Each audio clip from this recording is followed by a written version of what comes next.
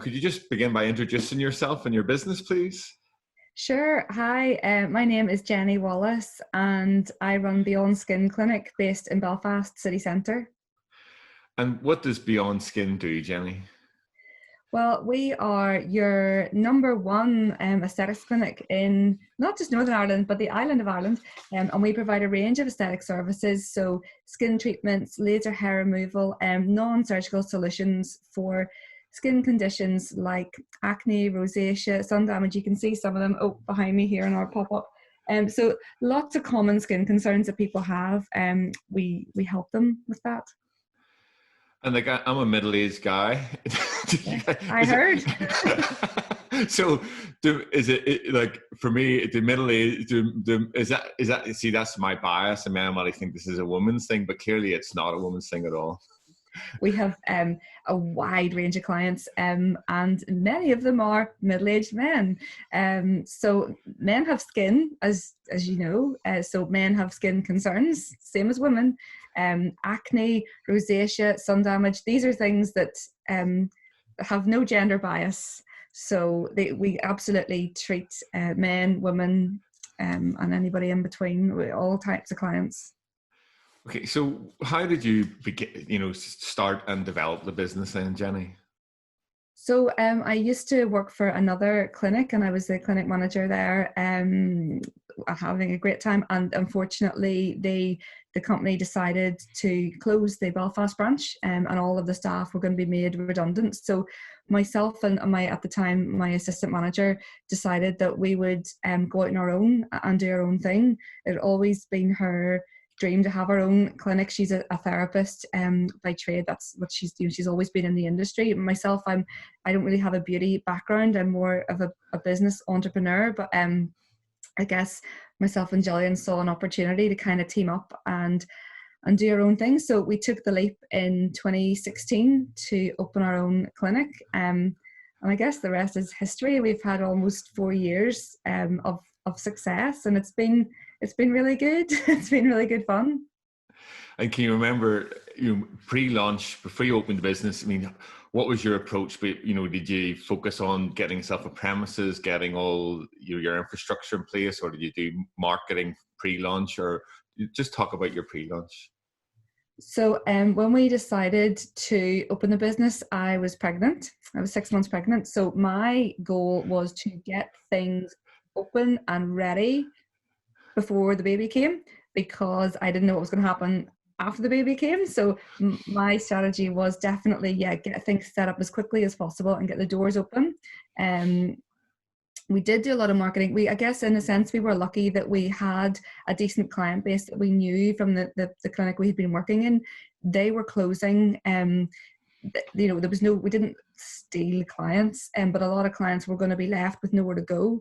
So they were really happy that we were doing one thing and happy to kind of come with us and move to the new clinic. So we did a lot of communication around that and making sure they knew that they had somewhere to come to and to continue the treatments that they knew already. And then a lot of what I was doing was building a lot of cloud-based systems so that I'd be able to manage things remotely, which has served us well in the current climate, might I add. But that was done because I knew I was going to have a baby, but I didn't know what else was going to happen. The baby part was a given, but the rest we didn't know. So yeah, finding a premises was interesting. We had found somewhere that we really liked, and we had kind of agreed on. And then at the very last second, it fell through. So we very quickly had to find an alternative premises. And where we ended up in College Street actually has been great. And we love our location. It's really fun. It's a really nice little part of town. And we've got a lot of space.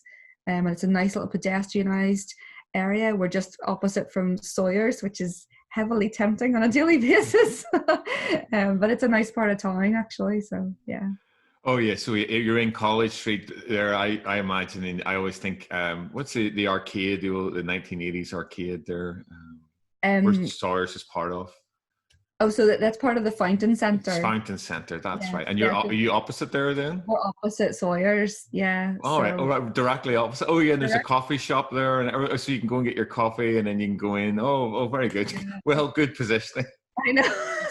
We're too tempting though, because the food in Sawyer's is amazing, obviously. But yeah, you couldn't eat them. Their scones are delicious. But anyway, yeah, it's great. It's a nice part of pounds. I'll have to. Hopefully, they're on Nextdoor, and I'll get Sawyer's in for a chat as well. Yeah, yeah, definitely. And so really that was great. So you had a really, in one sense, an established customer base, and then you were able to basically take over the new premises. And I mean, I'm sure that was a bit just getting, the installation of your equipment. Is it? I think it sounds like you'll need fairly specialist equipment to put in there. So that was probably your main capital expenditure for setting up. Absolutely, yeah. We wanted to be able to maintain the things we had been doing previously, and so that meant working with the very best brands. And the best laser brand for hair removal is Cynosure. So their lasers are not cheap, because they're the best, but we had to go with them. Absolutely couldn't have anything less than the best. So that was a large expense. Also, when you're looking to set up a laser clinic, you have to be registered as a private hospital. So there was quite a lot of work to be done around getting the business or the premises up to code, the color of the walls, the window coverings, the ventilation, the space. There's lots of. Thankfully, Gillian, my business partner, is a whiz with all of that. That's her kind of background. So all the legalities and all the regulations, she was handling that while I was doing all the admin stuff and setting up the system. So it was nice that there was the two of us to kind of help spread the load. Oh, fantastic. Okay. And that was what month was it? 2016, was it? So we opened in July 2016. So yeah, so basically between May and July, that was our setup. And then baby arrived in August or so? Baby arrived 26th of June. Okay. So you had a very full-on life in 2016. Great. It was great. Baby came 26th of June and we opened on the 2nd or the 4th, 2nd of July. Yeah. Wow, well done. Okay. And then everything is just really, you've grown since then? Mm-hmm.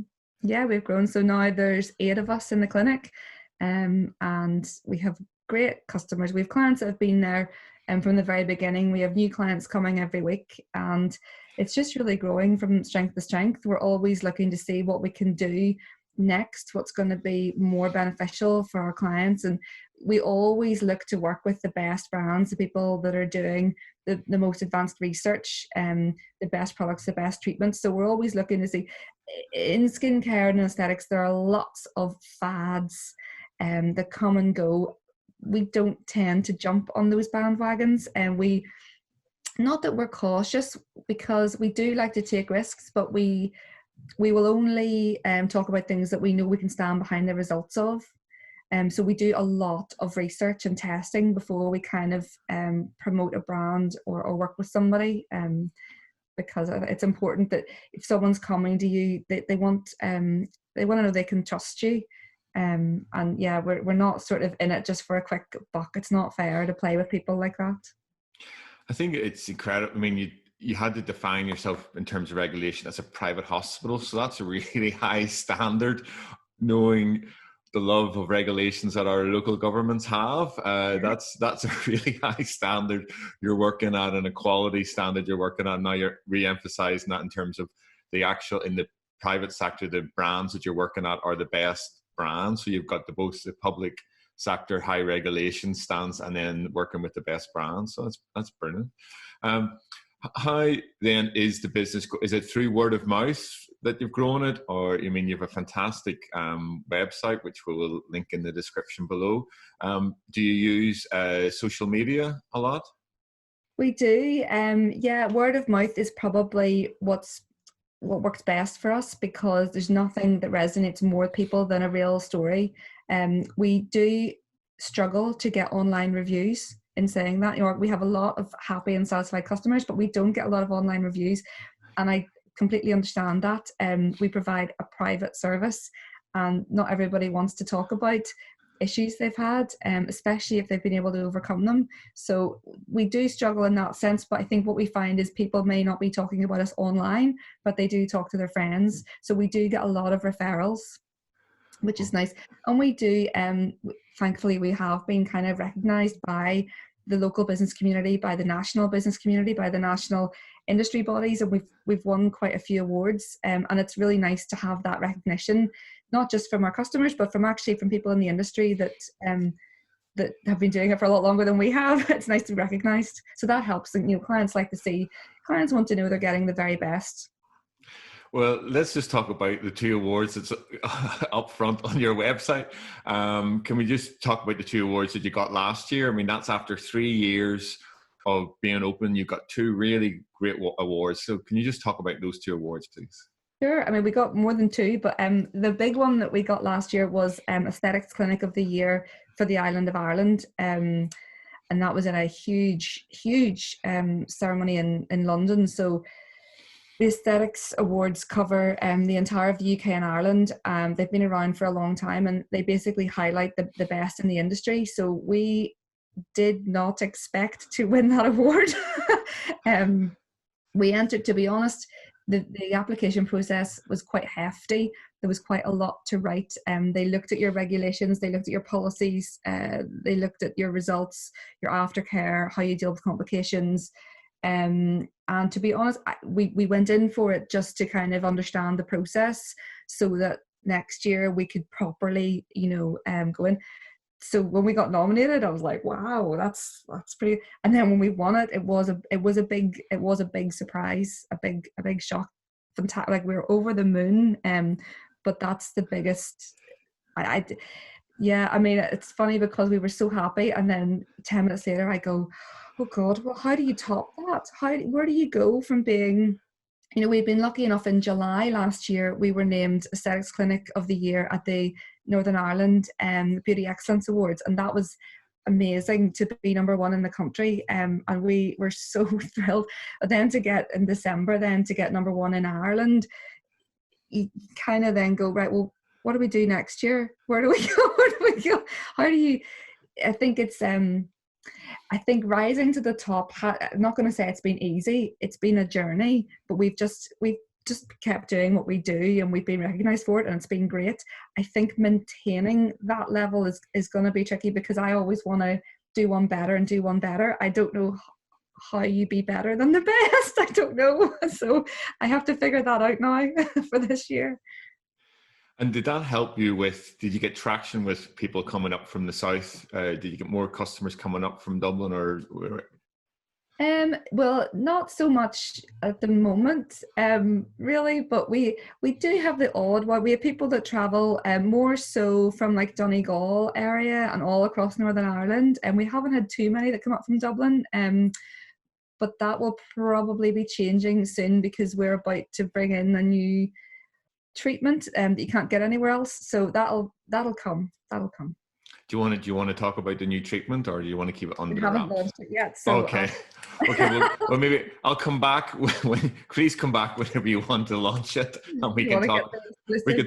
So we'll keep the viewers on bated breath for a few more months yet. Yeah. It's just a funny time to be planning things like that, but we are investing in our future currently as we speak. So, yeah. Well done for you. I mean, we're in the midst of a global crisis, and you're planning for future growth and expansion. So that's fantastic. Well done. Just going back to the social media, what channels do you normally have you been using apart from your website? So on social media, the first place that we looked at was Facebook, and so we already kind of had a bit of a presence on there, and then we've kind of grown that and established that. We've also found Instagram to be really great for us in terms of engagement. I think because some of what we do is quite visual, that works quite well on Instagram. And then we recently started using Nextdoor as well, just from a more kind of local perspective. And how have you found, using, I mean, Nextdoor was really just emerged this year, really. So how have you found using the Nextdoor app? Was it easy to set up, and have you got much traction from using Nextdoor? Yeah, I guess it was something that I was aware of just from a personal sense for a while. And then I was at an event, I was going to say recently, but it isn't recent anymore. Sarah Friars was in Belfast, and so it was really great to get to meet her and find out more about what they're doing with Nextdoor. And then they did the launch of the local deals platform, kind of launched in Belfast, and they trialed it here. So we were involved in that kind of early beta testing. And so, yeah, I mean, I think Nextdoor in terms of the community building is amazing. And it's not somewhere where we have a huge presence yet, but definitely I'd like to grow it, and connect on a more local level. And so you set up a business page, and then how did you do that? Once you set up the business page, what was your next step that you took? So then you put all our assets on there in terms of the photos and our opening hours and how to contact us. And then we looked at the local deals. So really that's saying to anybody that's in our sort of catchment area, hey, we exist, and you know what, you live close to us, so we can do a special offer for you. So the offer that we put out there was for anybody in the local area that didn't know us already could come and have a half price treatment. So it's just a way of reaching out really and saying hi. And that's how I found you because I used I'm in Ravenhill, so I used that to find you that way. So that's great. Can we go back on to, is there anything else you'd like to say about Nextdoor? Is there anything, I think that's everything. I mean, I think it's tough, and any kind of new social technology is a tough, that's a tough market to be in, and it'll take a while before the kind of adoption rate is the same as the ones that we know, the kind of incumbents. But I do think that Nextdoor definitely has a place for community building.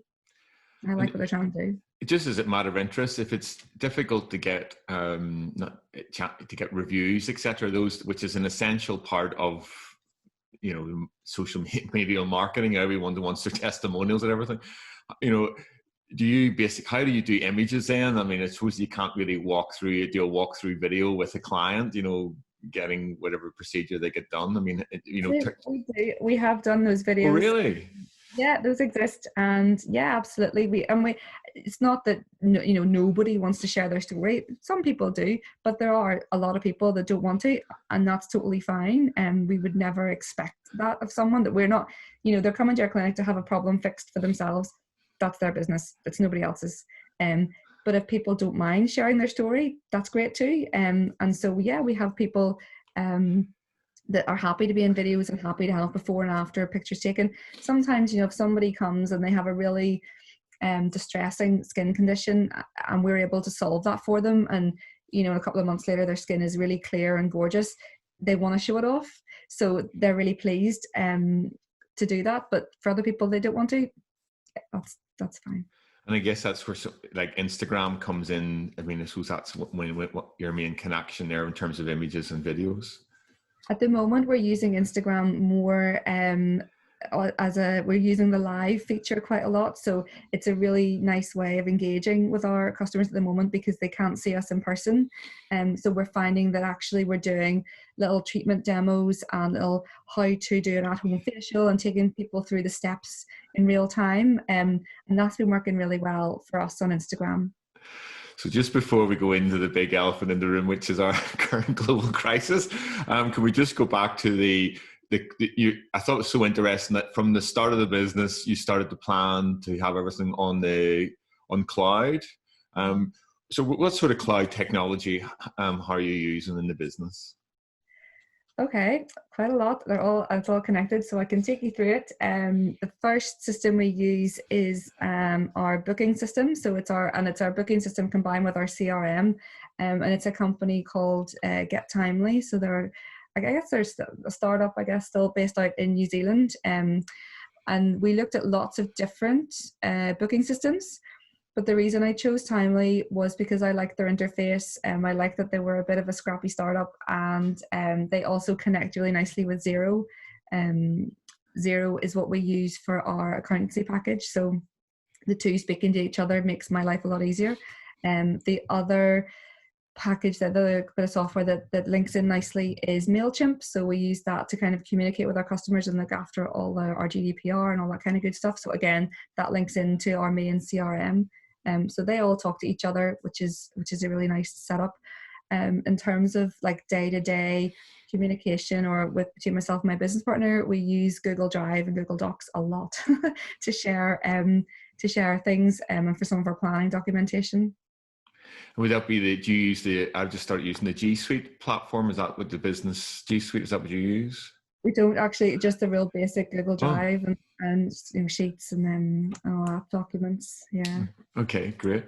And then how do you manage the social media do you just use it individually per platform, or do you use like Buffer or anything like that? So at the minute, we are just doing individually per platform. I don't really like the cross posting thing, because we have different audiences on different channels. So we do try and tailor it for those specific audiences.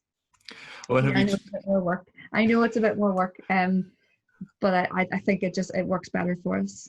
No, that in one sense, from what I've read, that's what they say is it's better to tailor your message to each platform. And have you used LinkedIn at all? Is it? I probably use LinkedIn more just for myself rather than in terms of we have a business profile there and we have put up a few bits and pieces. But for us, it's not really where we would get a lot of our customers coming through. I find I've used LinkedIn in the past more so for a B2B type situation, which we're not. So. Okay, so everything's full steam ahead. Oh, by the way, can I just ask you before we get on to our current crisis, how did the other big elephant in the room, Brexit, affect you? You know, because you started in the start of July 2016, basically a few weeks after the referendum result. So you really it was an epic time to start a business, you know, personally as well as business-wise. How did that roll out for you? Brexit definitely our prices have increased. So a lot of our products are coming from America and some from Europe. So with the fluctuating exchange rates, that has affected things. And steadily over the past 18 months, prices have increased and increased. And with one of our particular brands, we've had 3 price increases over the past 18 months, which is hard to take. So that has had a knock-on effect on our pricing for our clients. Unfortunately, we've absorbed as much of it as we can. So there's not really a way around that, and I think we're not in a different situation to anybody else. You know, every other business, every other clinic is going to have the same type of issues, unfortunately. So it has not affected us positively. Okay. Well, yes, I think you can say that for most people. So moving on, so you cope with the whole Brexit thing and business steadily growing. We won all the great awards, which we can recommend everybody to go onto your website and look at the different awards as well as your products and services last year. Everything going well. You think January 2020, we've got devolved government back. Everything's all just beginning to work well. And then the lockdown occurred. So can you just talk us through that, you know, maybe the initial stage of it, whenever you found what is actually happening here, to, oh my God, we're being told to close, etc. Wow, what a time that was. I think initially whenever the chat was happening about it, it was difficult to, I think just as a normal, ordinary person, it was difficult to understand the scale of what a global pandemic means. So for me, I had another friend who was just saying, I remember that conversation we had where we thought that people were overreacting, and I was like, yeah, wow, how naive we were.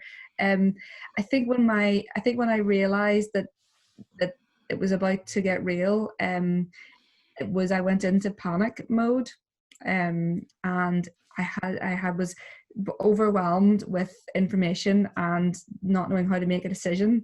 So I think I knew we were going to have to close. I sort of was looking at what had happened in other countries, realized it was coming to us, and realized, yeah, this is going to get bad. In those early stages, I did find it very difficult to make a decision, and I had to self-isolate with my daughter because she got sick.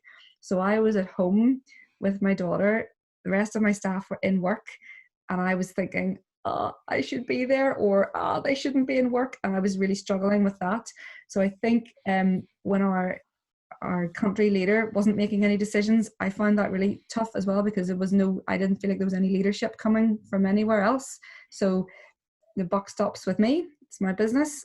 So eventually when I did make a decision and said, okay, I don't care what other people are doing, we have to put a line in the sand here. If we make a decision that we are going to close, then we know that that's happening. So I think once I did that, I felt a lot happier, because then I could plan for how we were going to close, how long we were going to close for. I didn't know that, but yeah, I think it was accepting that you just have to make a decision and live with it.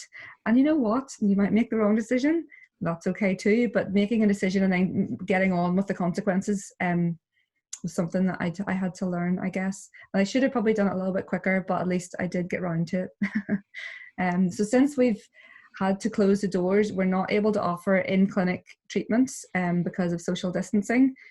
There's no way around that. We're a very personal, hands-on business. So how on earth do you do that?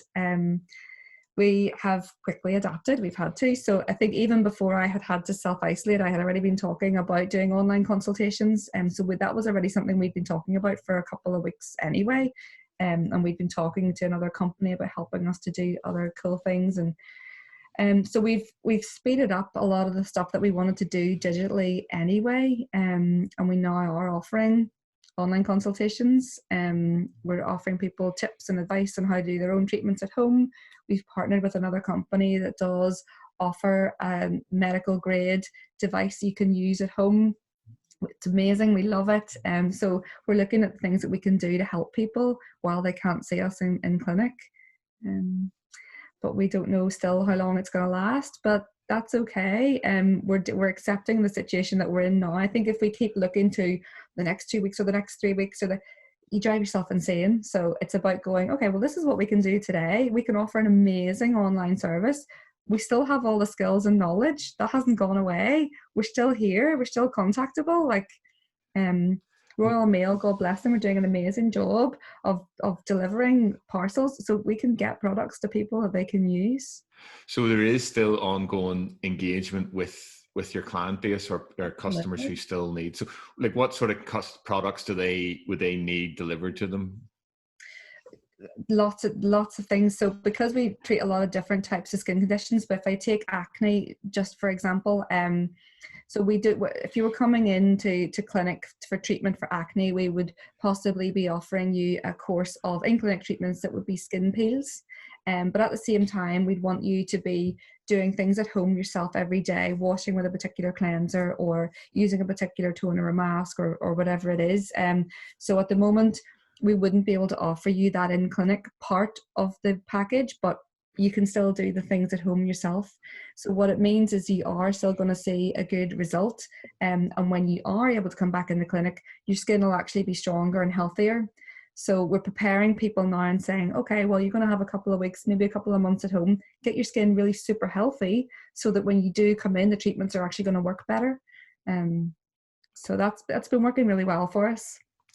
And how did you start that process, that journey off of engaging with them? I mean, were people still probably ringing into you, and then you also probably knew on your books who were scheduled to come in for those type of consultations? So it was just a case of doing what telephone. I suppose it was. I mean, I suppose you're given knowing your personality, it was probably you probably wanted to have that heart-to-heart, one-to-one connection still with your customer base, by the sounds of it.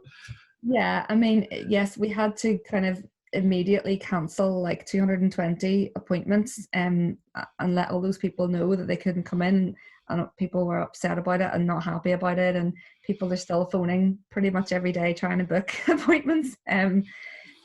So yeah, we have to work with what the situation we're in. We can't offer those treatments, and in terms of engaging with people, it got a little bit overwhelming to individually call every single person, and because everybody's reaction takes a different path. So we're using technology, we're using email, we're using text, and we are using video calls. So at the moment, the clinic's been closed for like 7 weeks, 6 weeks. Wow. So people now, they kind of understand, our existing client base know, but they know that we're available. And so we've been reaching out to them and saying, hey, okay, so it's been 6 weeks, it's been 7 weeks. Just checking in, how are you getting on? Because normally we would see people on a sort of a monthly basis, every 4 to 6 weeks. So it's kind of getting to that point now where people really will be going, okay, I really need to see you again. So we can just check them in that way. To be honest, when we put out the information that we were doing online consultations, 90% of the requests were from new clients. So I was surprised by that. I assumed that would be our existing clients who would want to use the service to review their routines, to check in with us, to make sure they're doing okay. And that hasn't been the case. Actually, it's been quite the opposite. And I was surprised but encouraged by that, that people are are still looking for new services, even in the current climate. That is incredible, isn't it? In terms of lead generation. I mean, it's great. It's really, I was really surprised, but obviously really pleased. And it's really nice to know that that's another tool that we can use. It's not something that we'll be stopping to do, even when the doors do open again. So in-house with your staff and organize it, you probably had to go through a lot of organization with this. I mean, can you just maybe talk about how you organize your staff, and then also use what technology you brought in to implement this pivot that you've had to make in terms of online consultation?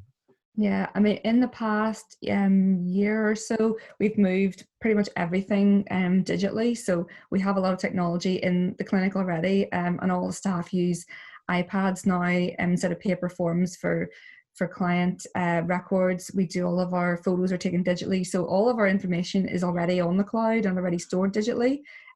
So in terms of sort of moving it to do it online, it wasn't too big of a shift. It was just making sure that everybody knows how to use Zoom or Skype or FaceTime or whatever it is that a client chooses. We've tried to keep it as flexible for people as we can in terms of how they contact us.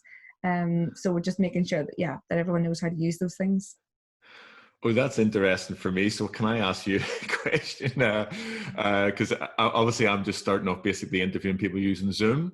My backup is Skype. Are those the most popular way for customers to engage with you?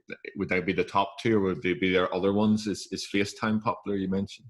Yeah, I mean, everybody has their preferred method. So FaceTime works because it's just on your phone and it's easy for someone to use, and a lot of our clients are using phones and not laptops, but some people are preferring WhatsApp because it's something that they know already. For some people who haven't used, I think for maybe more corporate people that are using Zoom in work settings, they're really familiar with Zoom and that works. I don't know if for our customers, if there's a preferred method, but it seems to be a bit of an even spread.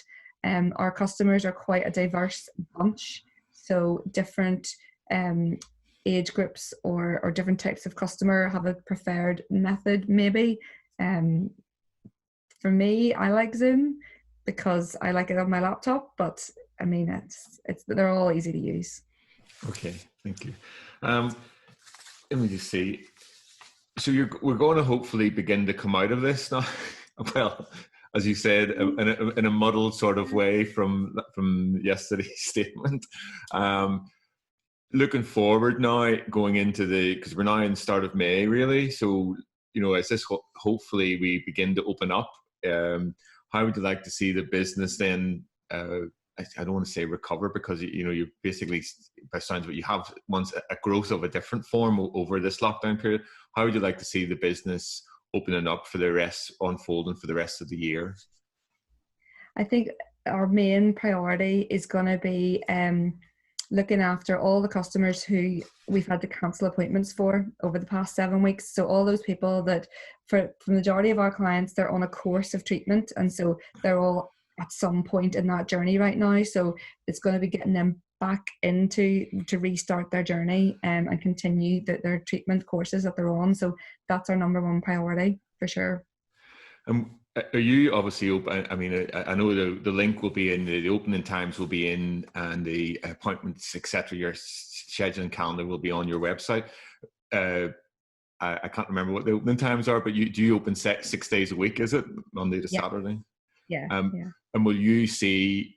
Do you see expansion now? Will you be wanting to, grow and take on more staff at this moment in time because of the increase, or? I think what we're looking to do is not take on more staff, but we'll probably open longer hours, but with less staff. So I would imagine that there will be social distancing guidelines for a long time.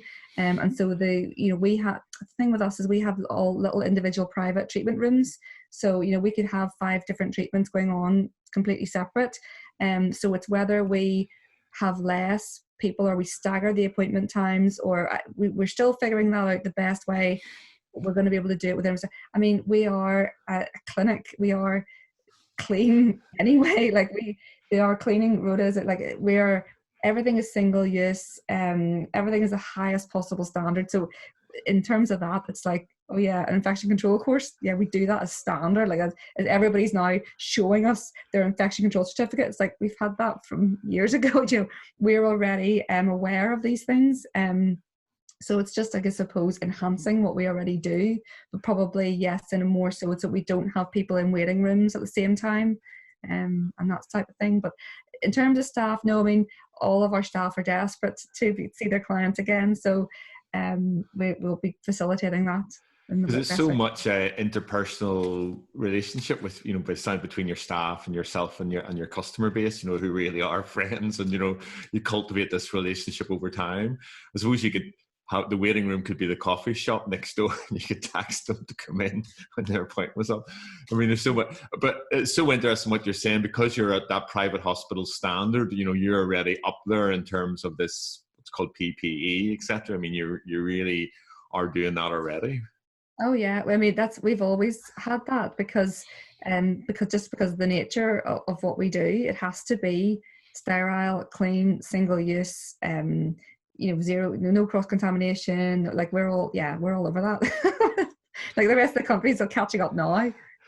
Yeah, I mean, and there's probably a lot of confusion around that. Is there any NI government website around that you could point people to? Can you think in terms of that journey of getting up to those sort of standards? For us, we're regulated by the RQIA, so they regulate dentists, opticians, care homes, any kind of private hospital clinics, any laser clinics. So we go by their guidelines. What's it called? The Royal RQIA? RQIA. Okay, I'll put that link in the description below. It wouldn't be so that's only, it wouldn't be for everybody. Okay. I suppose it was just to generate ideas, because I'm sure anybody watching this in time will go on, what the heck, you know, I'm sure there's a lot of confusion out there. But the Public Health Agency would be, yeah, I would go to their website, follow their guidelines. With Jenny, you've been absolutely fantastic this morning. Is there anything else you would like to say, you know, regarding your business and its ongoing future? No, watch this space. By the science. You know, I know that not every business will survive this. That's a sad reality. And I really feel for other business owners. I really do. Like we're all feeling the pressure, but I'm glad that we will be one that will survive. And I'm looking forward to the future and getting on with it. Great. Okay. Well, that's superb. Well, thank you so much. Thank you so much for your time this morning. And let's go. Let's get everything back up and running again. Let's get our small businesses with really good hearts and good customer bases back up and running again. Let's go. Let's do it now. So thank you very much. Thank you. Thank you.